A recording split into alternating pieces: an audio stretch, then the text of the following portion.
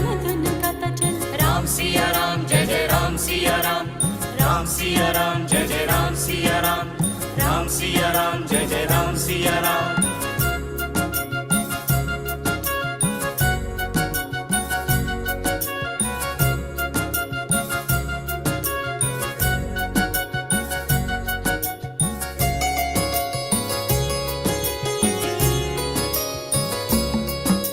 सारे प्राणी एक बिंदु के अलग अलग बस नाम।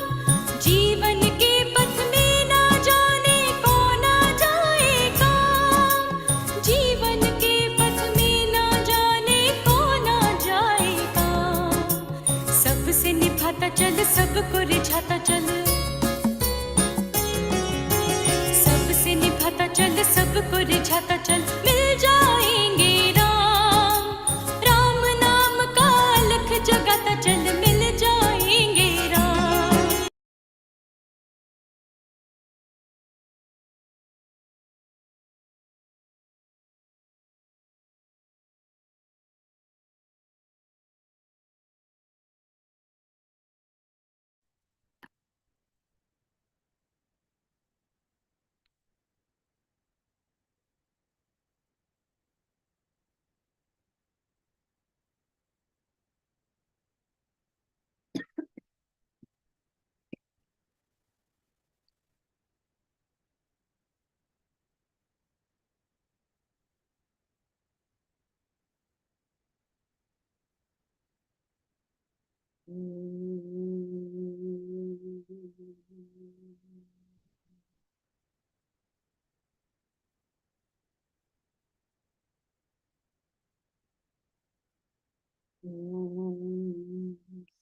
सहना भवतु सहनौ भुनक्तु सह वीर्यं करवावहै तेजस्विनावधीतमस्तु मा विद्विषावहै।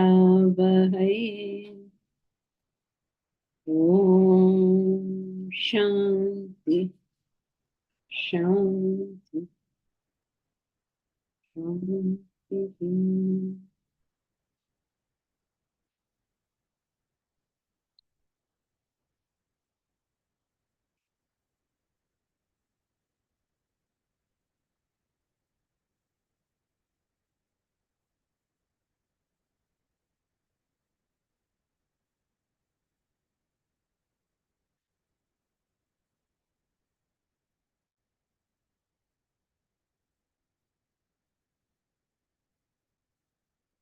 We were discussing last time how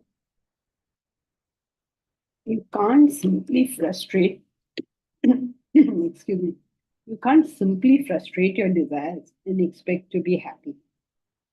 If you look at any, any creature, a tiny insect or any creature or any living being on the surface of this earth, whether it's a lion or a mosquito or whatever, the dinosaurs or an amoeba, what are they doing all the time? Like the natural thing that everyone is doing at all times is doing nothing other than fulfilling their desires. Whatever their desires are, each one is going around in this world trying to fulfill it. Whether it is a human being who is wanting to go to Mars or a mosquito who is wanting to drink your blood, the bottom line is always the same thing, that all of us at all times are doing nothing but struggling to fulfill our desires in the hope that should we do this, we will become happy. Everybody does only this. There is no other occupation on the surface of this earth, except for a few rare creatures. This is the only occupation on earth. Now, since this is so, and you have to give, that's a given that this is so. So, everybody you meet will be doing this. So, everybody you meet, you form some sort of relationship with, Whether it is your doodh wala, you have some sort of relationship, or dhobi wala, dhobi comes, he spends 10 doodh wala, you see him once a month when he comes to take the bill. Each one, there's a certain amount of relationship going on. The guard in your building who you may see every day, family members who you're seeing all the time, or work colleagues, different people, different kind of time spent, and each one is doing what in their interaction with you, is with you or anyone for that matter, is only trying to fulfill their desire. That's all that's happening. So you have to take this as a fact of life. You cannot say, oh, we have desires, we should do this, we should do that. In Vedanta, remember the bad word? What's the bad word? Should. Should. He should do this, she should do this. If world worked by what I think people should do, then we would, I don't know what kind of a world. And yet we will constantly talk about what somebody else should be doing. He is doing what he is doing. You have to now decide what you are going to do. Your expectation that he will do something other than what he is doing is the cause of all the problems. Now, what happens is this becomes all the more complicated in life because human beings are constantly interacting with each other. That's the point, that not only is it my desires, it is your desires. And now these two desires are going to interact. It is total chaos at all times. Absolute chaos. And especially because many people want different things. And not only they want different things, sometimes they want the same thing. So they're fighting for the same resource. So there are only two options, right? Either two people want the same thing, so they're fighting for the same resource, or they want different things and they're pulling in different directions. Only two options are available to us. And imagine the confusion that all this is causing. Now, it becomes even more complex when what happens in some cases is some relationships fulfill enough desires that we stay there, but do not fulfill enough that we are happy there. It's a very, very, very complicated story. And this is how it happens. You have to sort of see that this is happening all the time. There are a very rare few who know what to do about all these things. And therefore, they get their desires also fulfilled and they're happy also. They don't create chaos and confusion. 9 out of 10 people are creating chaos and confusion because they don't know what to do with this. They don't know what to do with their desire. They don't know what to do with the other person's desire. So they just both of them beat each other over the head, either physically or verbally or emotionally, or intellectually. They're all out beating each other. So what should you do? This is where application of the intellect comes in. You stop and you say, okay, what is our situation? What would we like this situation to be? And what is preventing it from being whatever it is I want it to be?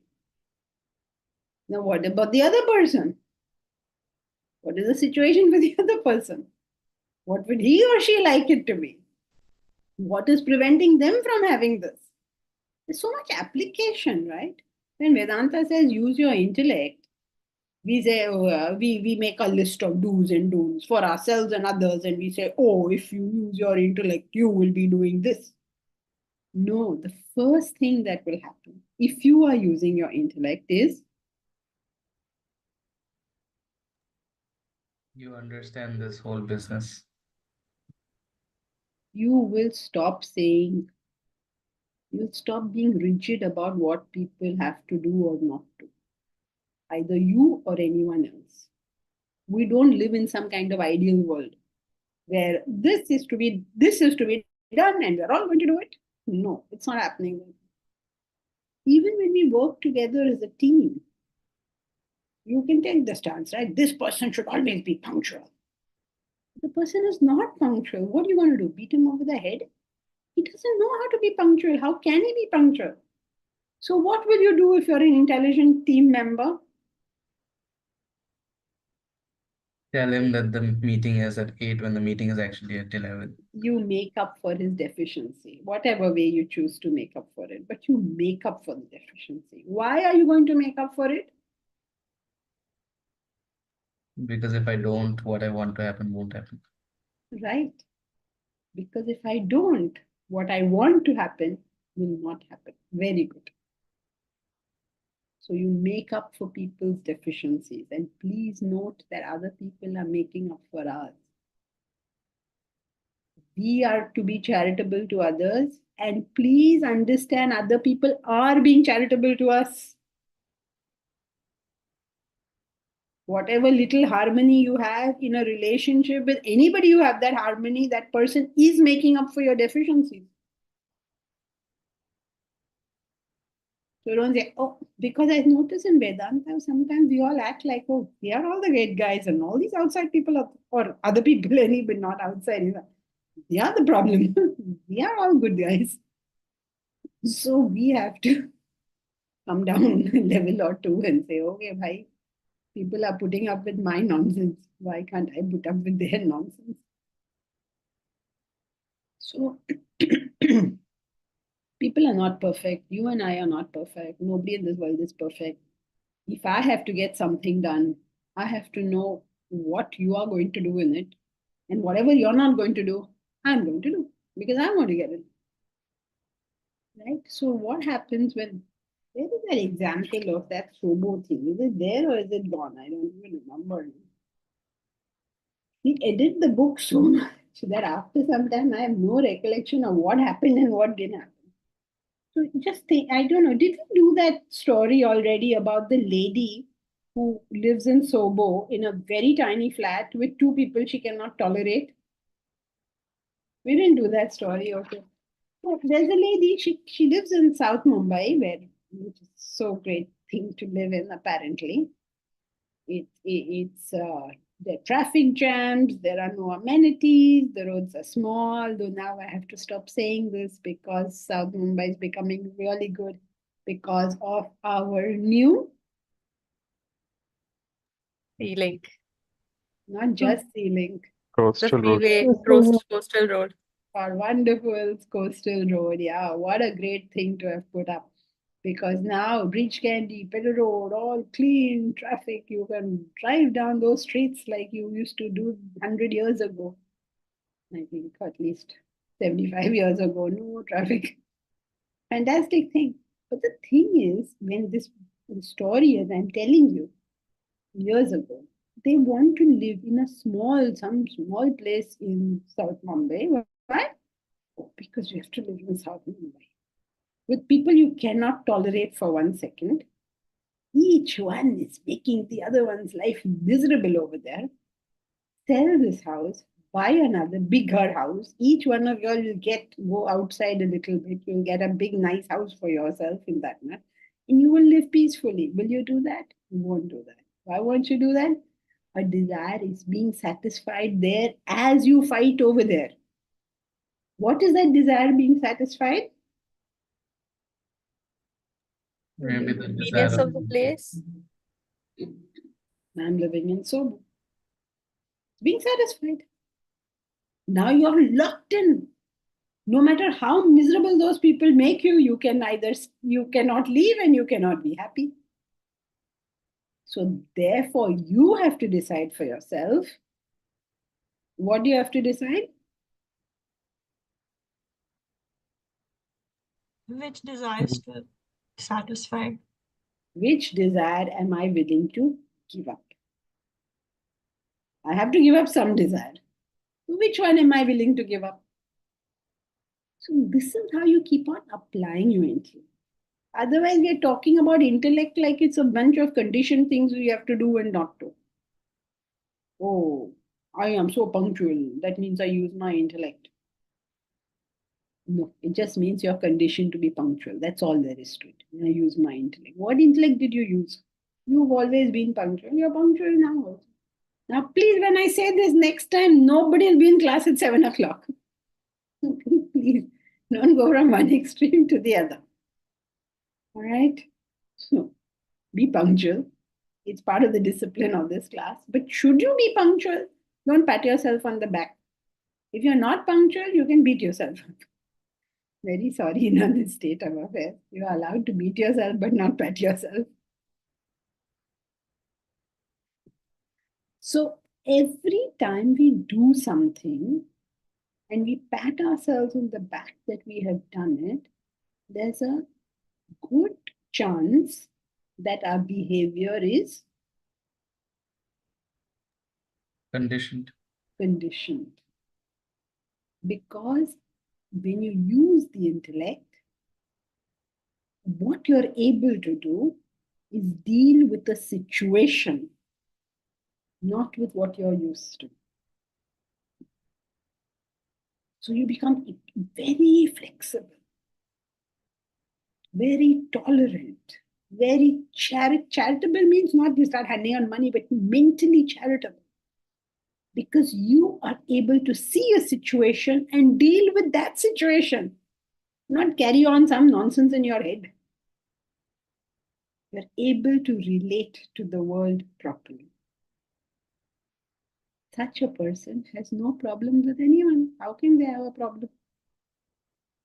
So, I hope that's clear.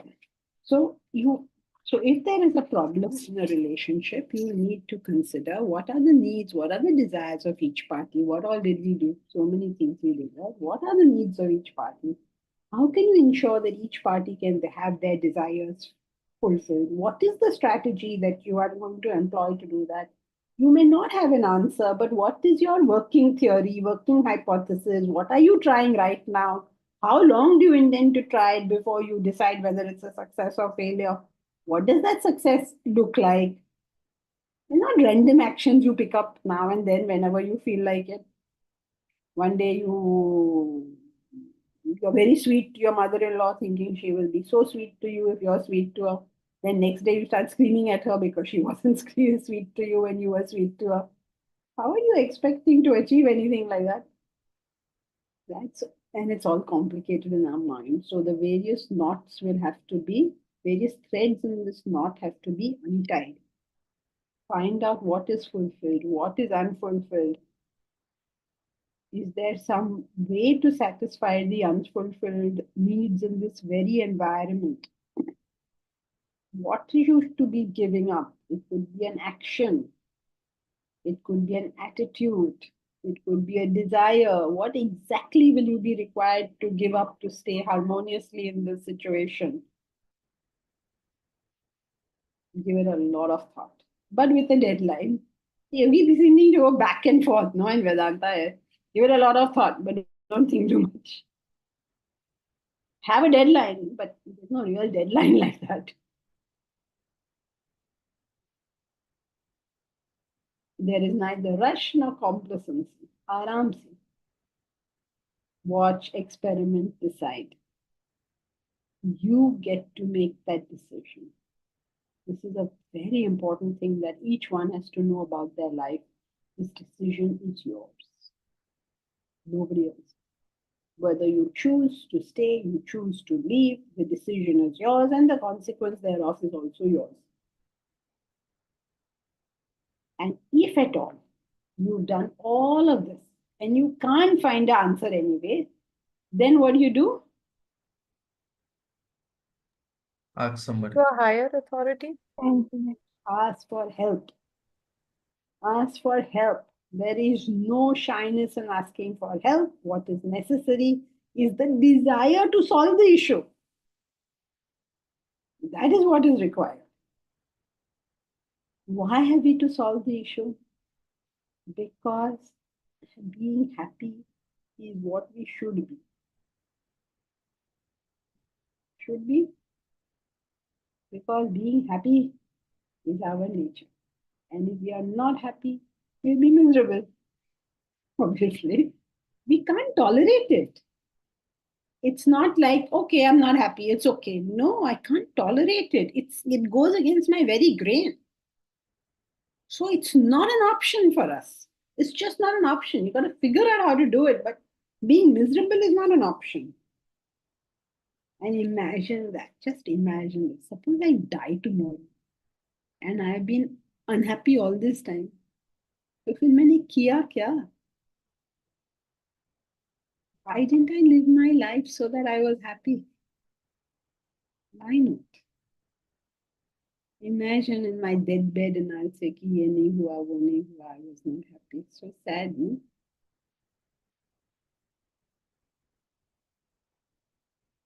Oh, self and which is okay, Mamita, conditioned as in we are not clear about our desires. We are conditioned to think, like suppose, take the example of punctuality itself. I am punctual, I think you should be punctual. And if you're not punctual, then I'm very irritated with you, right? So my conditioning of punctuality will cause me irritation when you're not punctual. But if I'm using my intellect, I simply recognize it as a fact that somebody is not a punctual person.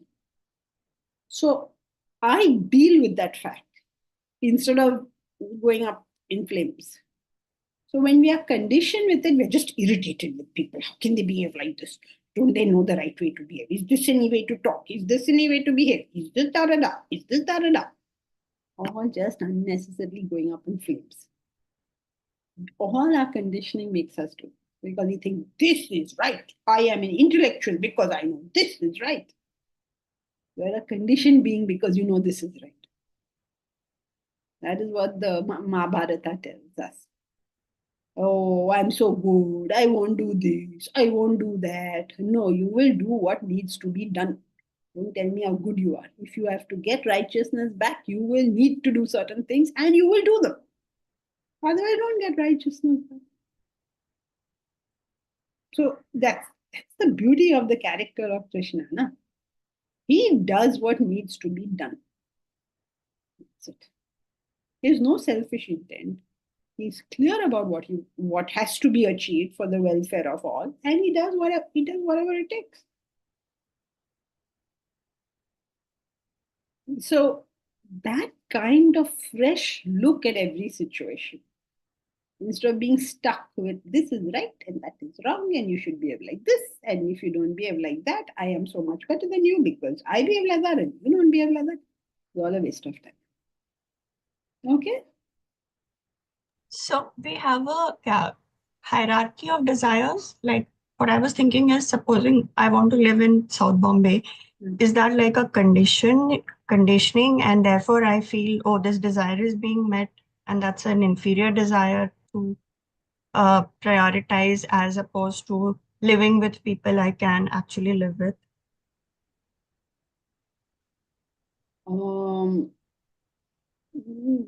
Not really. Your desires have to be prioritized based on the strength in your life. I mean, what is more important to you, living in South Mumbai or living with people you can live with? Which is what is a bigger desire for you?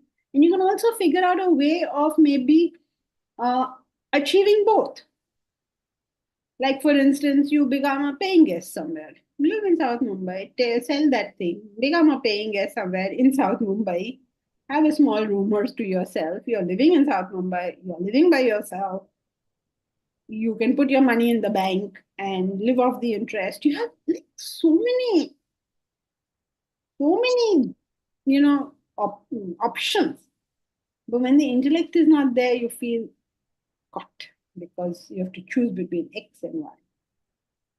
So Okay. when we hierarchize, have I just created a word? We put our desires in hierarchy, then it's on selfish, unselfish self. Right. Otherwise, So there's no other. in any case, all desires are conditioned. Conditioned. No. No. No, all desires are conditioned. No, conditioned means that your mind is stuck in a certain pathway, and your intellect is not able to open that. Condition means that I want to live in South Mumbai is a desire. Okay, but I can't think of any way of accomplishing this in any sensible way. That's my condition. Okay. And desires are categorized in hierarchy only as selfish, unselfish, and selfish. Otherwise, it's a matter of what is strong or weak for me. Okay. Fine. Thank you.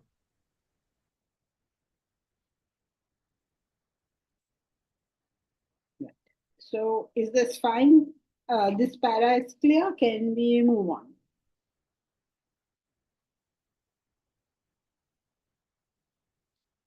Right? Okay, let's do the next one.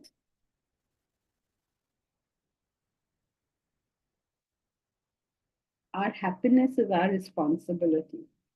We cannot abdicate it. We can, of course, delegate certain tasks and accept gratefully if anyone adds to our stock of happiness, but never renounce the responsibility. A managing director doesn't do everything, but he makes sure everything is done in his organization. You are the managing director of your life. You need to keep your firm going, preferably with profit and pleasure. Right. So Vedantan has to be successful, materially well off, emotionally satisfied, healthy. All aspects of life should be well executed. Not like he's a Vedantan and his house is a mess, his relationships are a mess, money is non-existent, like that. It has to be a full rounded, well-lived life. Not like, I don't know, there's a general theory. Yesterday I met somebody, means somebody I knew, came over to meet me, and then he said, but I cannot understand how a Vedantin can chase money. But Vedantin is not chasing money. Vedantin attracts money. You don't chase it. Money will chase you. You don't worry. You do service. Isn't it obvious? If you're doing something of worth and value to somebody else, the person will pay you. If you're a doctor and you are curing your patients, the patients pay you for that, right? If you're an accountant and you're helping somebody do their accounts, they pay you for that. So why would you not have finances? Of course you'll have it. Every aspect of life will be good. Not only that, you have the clarity to deal with it. That's the other problem in life. People can make money, but they have no clarity to deal with it. So in the end, they have nothing. That very famous example, there's some research that says people who have got lotteries, there's some percentage, pretty large percentage, who have gone back to exactly what they were earlier. So what is the use of making so much money? And you can see it in the newspapers also. You don't have to go through the research. Think of all the people who made so much money and today have nothing. Especially stars of yesteryears. Many of the stars, biggest stars, died as paupers. And here also in the thing, people who had huge corporations are now doing chakkar of the courts. Or they can't come back to India. Silly things like that. So you have a brain, right, to deal with all this. So Vedantin deals with situations, takes responsibility for situations. Doesn't say, oh, you are like this, you are like this. Okay, you are like this, and this is what I'm going to do to reach this particular end. So the most important point in this paragraph is 2 words.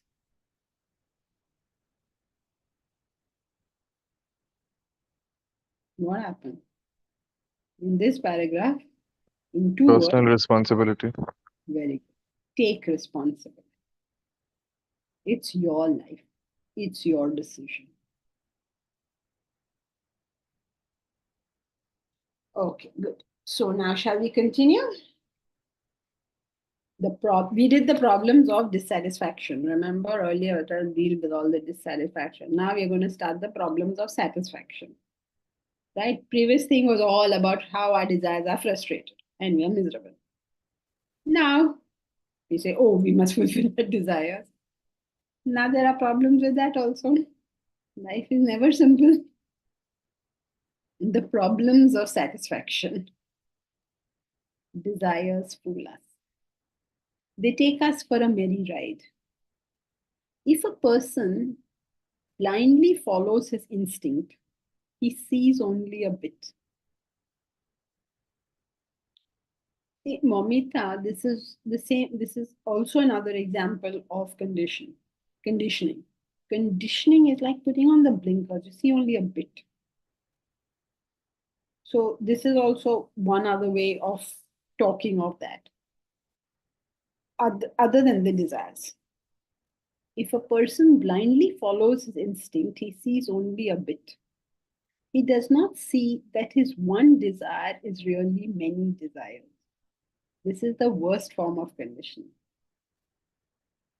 You are not able to see that when you're asking for any one thing in this world, you're actually asking for many things.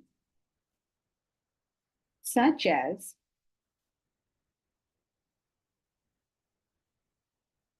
the desire for a partner. You think, I want a partner. And it's simple enough. But encompassed within it is a desire for a house. Once you get a partner, don't you want to live in a house? If you have a house, for furniture and fittings. If you have a house, you have furniture, you have a partner, you need a stable income, a child, school admission, child's marriage expenses, then you want grandchildren, and so on. Deepraj is looking very thoughtful. I can't see Bharat, but Bharat has already read this. So within one desire, there's endless number of desires hidden. If one cannot see the end of the journey, one will constantly be bothered by the need for one more thing. It will be like chasing one bright light after another in an unending, unsatisfying, eternal quest. So it's very important that we stop and we ask ourselves, okay, I get this, and then what is the next step and the next step, and see the journey. Then I want to get married, I want to get married, I want to get married. But what? Okay, so what about, multiple things that are going to come after it? It's not that you should not get married because so many things. Bharat, all of you all, they're all bachelors in this class. I can't give any examples now of marriage also. Otherwise, they will learn ki achan, no, I'm not getting married. It's horrible. No, it's very good to be married, but you should know what comes out of it. You should know that when you're married, you will want the window open, your spouse will want it closed. You will want to eat sattvic ahar, your wife will want, or your spouse will want not so sattvic ahar, or more sattvic ahar, whatever. It cannot be, right? How can it possibly be that two people will want the same in all things? Is this even possible? If I live with another human being, any other human being, it is impossible that that person and my desires will match completely. Impossible.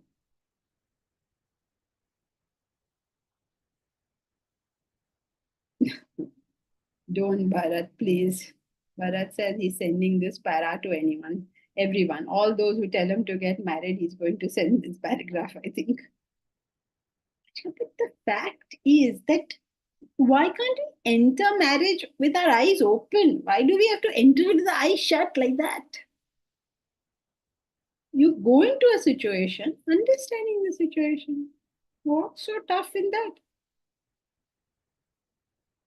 Isn't it?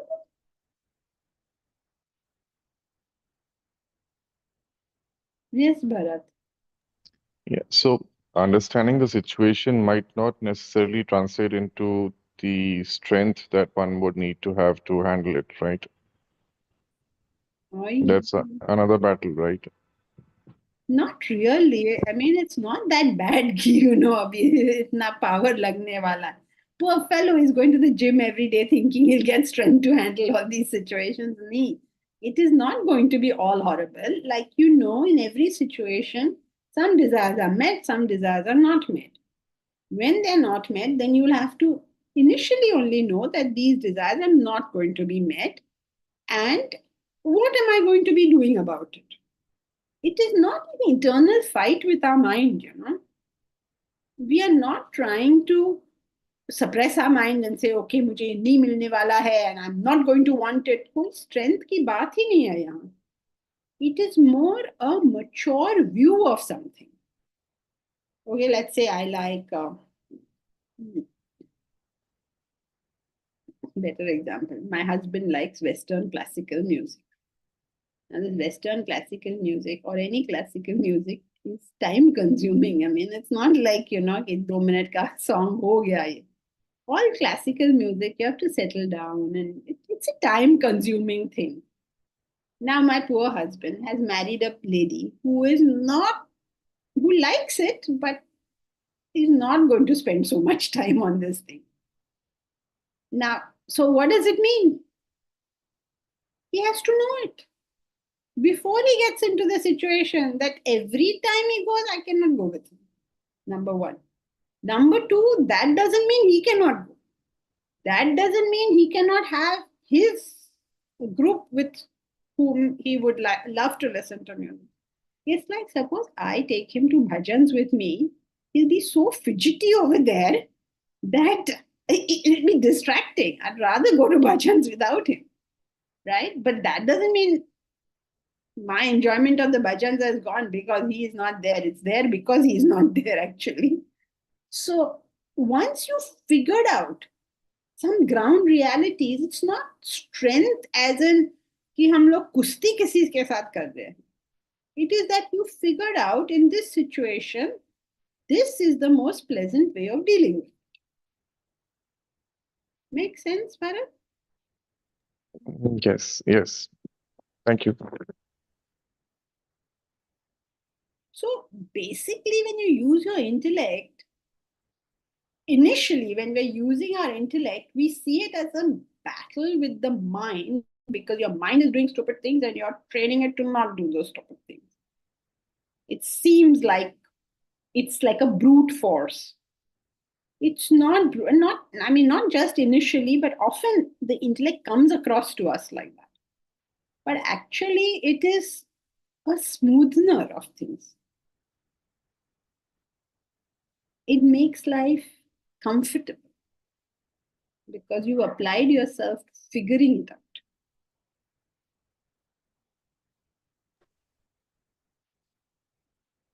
So you yourself become so flexible that everything is okay with you. Mamita, is it like we are less realistic or humble when it comes to a partner compared to other desires? No, our desire is stronger, so our intellect is not working.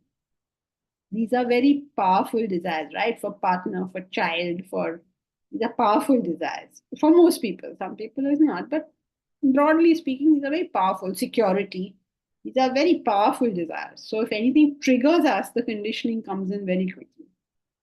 The intellect is not there. Prakash, according to me, life is a matter of compromise and adjustment. Oh, I couldn't agree with that 100%. But yes, the intellect has to. It's not even compromise, it is common sense. If there's a wall, I don't walk through it. And if I do, मेरा ही सिर टूटने वाला है. It's more common sense. I wouldn't even like to use the word compromise.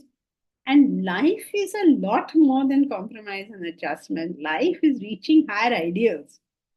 ये तो रोजमर्रा की बातें हैं. Like, just be flexible, be accommodating, be mentally charitable, accept the fact that people are full of faults, just as we are full of faults. People are putting up with us, we should put up with them.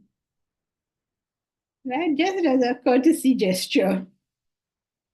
So once, that sort of flexibility comes into our personality, it seems, oh, I'm adjusting to everybody. It's not you're adjusting to everybody. You're the only one who's getting your desires fulfilled.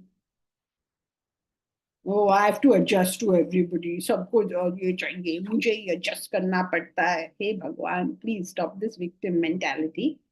The reason you have been flexible is because you have obtained whatever it is that you had wanted. Okay, okay, let's go. So what are the problems of satisfaction? We have started now. First problem of satisfaction is that you think you're about to satisfy it, but you are going to uncover many desires in this as you go on. So at the beginning of the journey, you should recognize in everything. And if you don't, it becomes an unending, unsatisfying, eternal quest. Besides that, we can also diversify our desires. Though we can't create desires of a lower level, we can spread and multiply them at our current level. So when one has got all the diamonds one wants, the attention will shift to Jadao. Jadao uncut diamonds. Then maybe diamonds with antique value. Now it's not enough to just go to Tanishq or I don't know, Tribhuvandas somewhere and go and buy a diamond. No. Now the desire is diversifying, right? So you want, oh no, this is an antique value. This was worn by Maharani Gayatri Devi somewhere. So now I want that one. All around the same desire. But each additional acquisition ceases to give commensurate additional joy. It becomes subject to diminishing returns. The additional pleasure derived from each additional unit will keep reducing until it reaches zero. Now, to get a further kick, one will require something extraordinary or convoluted, like stealing diamonds. Some thieves are high society ladies. The danger element is added for an extra kick. Thus, perversions, distortions, etc. arise. So you fulfill that desire to death, really. Now you still have the desire. So what will you do? Something distorted with it,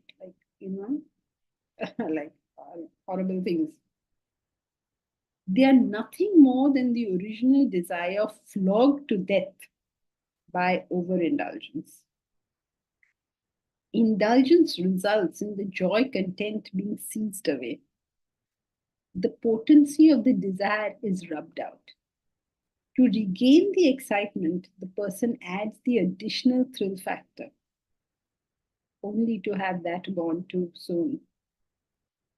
But then that person will add more, often extremely dangerous factors, just spiraling down into an endless abyss of degradation.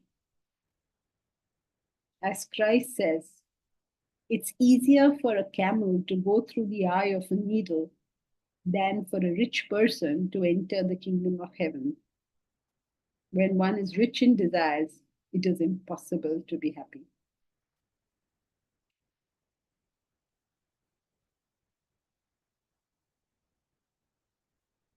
Problems of satisfaction. Each desire in itself holds many desires. in itself. And then you have diversification of desires of that level, as a consequence of which you reach diminishing returns. You just don't get any happiness anymore out of it. But that desire is still there. So you're craving, but you're getting no satisfaction. So what will you do? उसमें थोड़ा मिर्च मसाला डालेंगे ना, and that mirch masala can become, can go to anything, literally. So we did problems of frustrating the desire. We did problems of fulfilling the desire. Now it's so irritating. Frustrate नहीं लेंगे तो problem, लेंगे तो problem, तो क्या करूं भैया? ना ले सकते हैं ना छोड़ सकते हैं. ये किस तरह का philosophy है? It just sounds like you've got no option left over here. But please have faith, there is an option. There is something we can do about this. But so far, so good. Is it clear how frustration can frustrate us and fulfillment doesn't fulfill us? ठीक है यहाँ तक?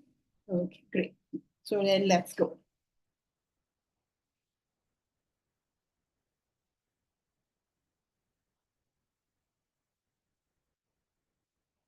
Now is more explanation of the same. The bane of fulfillment, the experience of lack. One interesting aspect of fulfilling desires is the feeling of non-fulfillment. We're going to do all the trouble with fulfillment. So one of them is, we did two, right? Another one is how when your desires are being fulfilled, you feel they're not fulfilled.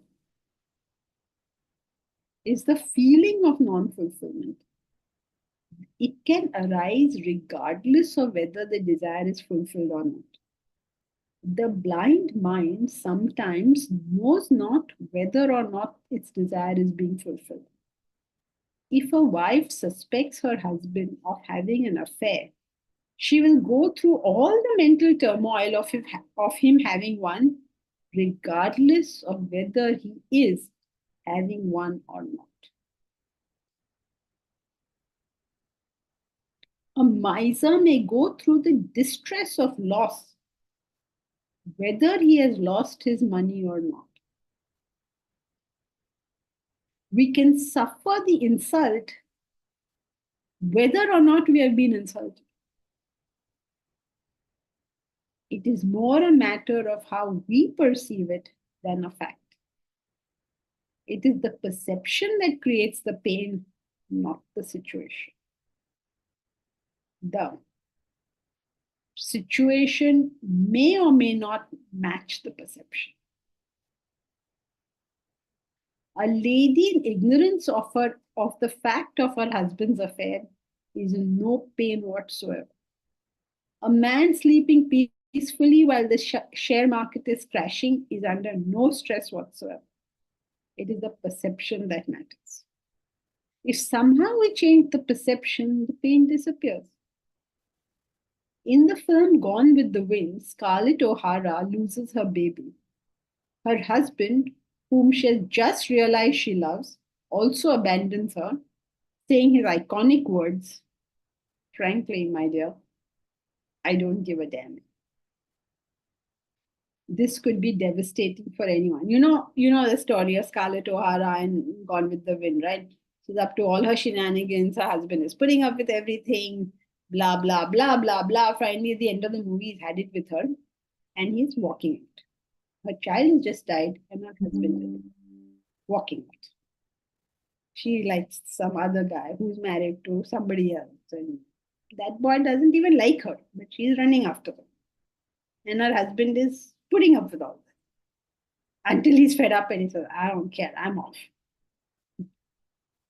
So this is very famous line, Clark Gable's very famous line, "Frankly, my dear, I don't give a damn." This could be devastating for anyone, right? She just figured out that she actually loves her own husband, not the other person. This could be devastating for anyone. But her response is, "Tomorrow is another day. She feels confident in her ability to win back the love which she has so thoughtlessly squandered. So the movie ends on an optimistic note. It could have ended badly with those apparently heartless words of Rhett Butler. At the very lowest moment of her life, Scarlett is full of hope and optimism. This would not have been so for any other person with any other perception. Similarly, in life, some people see a problem where another sees an opportunity. Perception is key, it determines everything, not the event itself.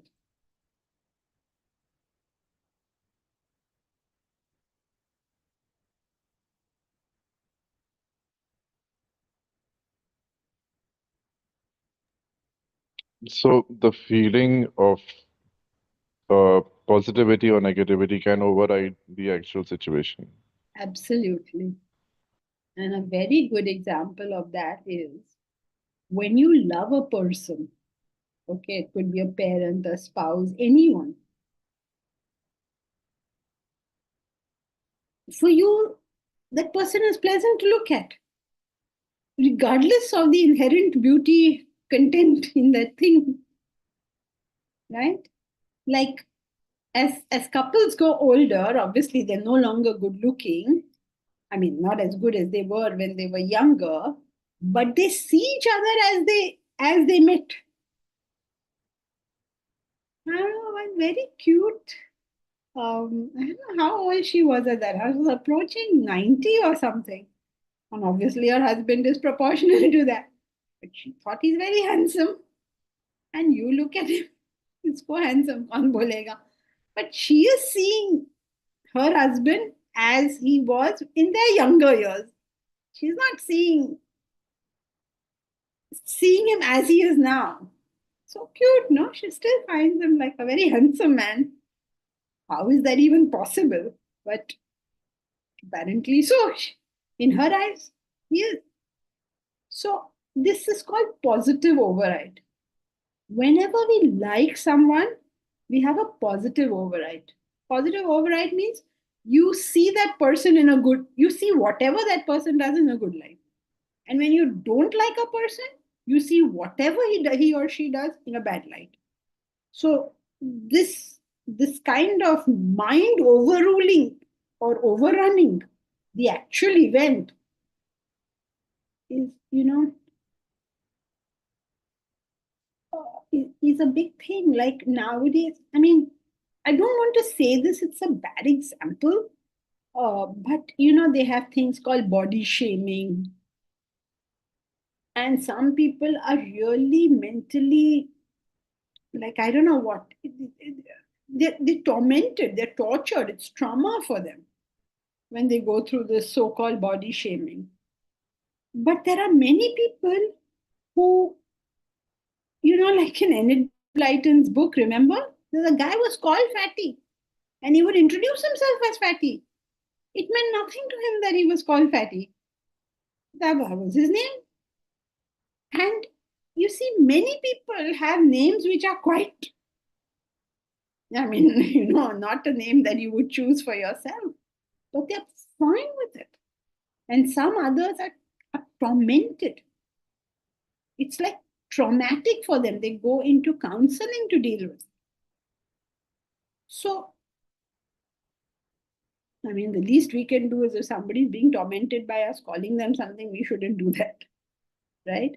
But the thing is, for one, it is a trauma, and for other, it is just my name. So there's a big personal element in this, in how we see all these things. Okay, Bharat? Did I answer your So, question? so this feeling is another desire, right? What do you mean the feeling is another desire? So if, uh, for example, in the case of the wife, uh, she sees the husband as a very handsome man. So the desire for the husband is making her see it that way, right? Attachment, yeah. Okay. I mean, we see attachment is a very bad word, but the thing is, she's still loyal to him. She still loves him. She still, for her, no other man exists on the surface of the earth. And her husband, though he's now 90 years old, still seems as handsome and as, I don't know, dynamic. I think he's in bed, Baba, but she still sees him like that. So, yeah, so it's her whatever, association, or whatever word you want to use. These words give positive and negative. We don't want to do that. We just establishing a fact, which is your perception is yours, and that's more than the event. Yes, true. Thank you. Momita, leaky bucket. So we can keep our desires at a basic level deliberately to keep getting pleasure, like Epicurus. No, unfortunately not. Because desires are a fact. Suppose a person's desire for money, let us say, for argument's sake, is I want to be earning 5 lakhs a month. He cannot tell himself, no, I should keep it down at 50,000. He will just not be able to do that because that is his desire. You can't make your desires basic. That can't be done, unfortunately. It'd be very good if we could. So each one of us finds something very important in life, whatever we find important. Now, we can't pretend that it should not be important. It is important. That's a fact. That's how this personality is made. Now to figure out what am I doing with it. I can't go blindly in that direction. I have to figure out what to do about it.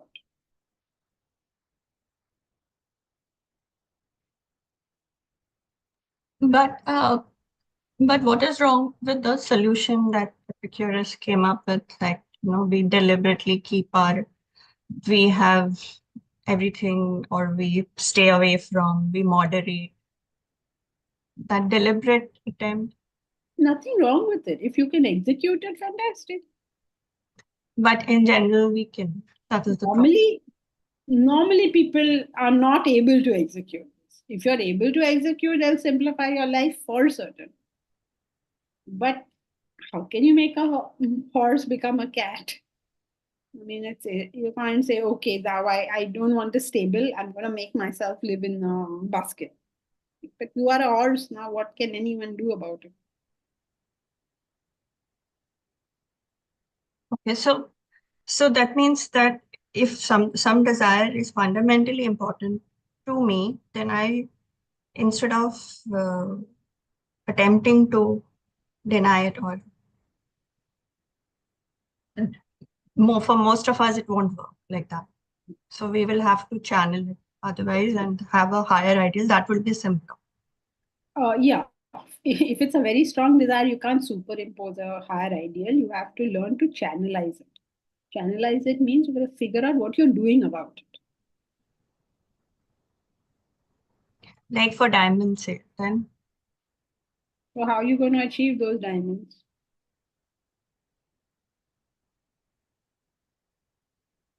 How will you channelize it to the higher? You can give a diamond necklace to a murti in a temple, maybe. And how are you going to channelize it? I mean, to the higher. You have to channelize it for yourself first. Because you cannot give what you have not got. Bharat Lalwani also has a suggestion for you. You can get diamonds and give it to Vedanta volunteers. Okay, all this you can try. Can I do any of these things? That's what we cannot. So that is where the solution fails. Yeah. That's not a solution. You can't deal with a strong desire in a manner that denies the desire. Right. Okay. Thank you.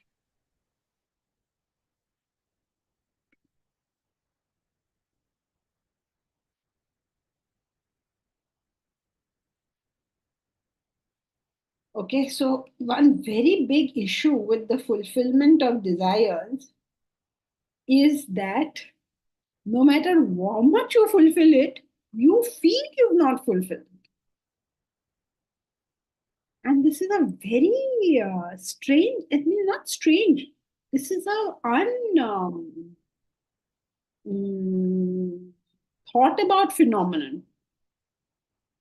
Nobody considers that, am I feeling I don't have it, or am I really not enjoying it? Right? I have seen wives where their husband is bending over backwards to do stuff for them. But that wife feels that he's not looking after me. No one's going to convince her. I mean, from outside we can say, look how much he does. But her experience is, he does nothing for me. He's not bothered about me. Now, who's to convince this lady anything? Aditi, is that feeling always? What do you mean, is that feeling always? Which feeling? That it's not being fulfilled. No, not necessarily. It all depends on how the mind is functioning for that individual. But these are all the various possibilities. It's not necessary that if you contact something, the joy will go away. It's not necessary that every time you contact something, you'll develop something else out of it. None of these are necessary. But this is what commonly happens. In fact, they're saying, here is a tool by which none of this will happen. But we have to get to that point still. Okay. So that's it for today. Hari Om. Hey, Auntie. Thank you, Janki ji. Hari Om. Hari Om, Janki ma'am. Thank you. Hari Om.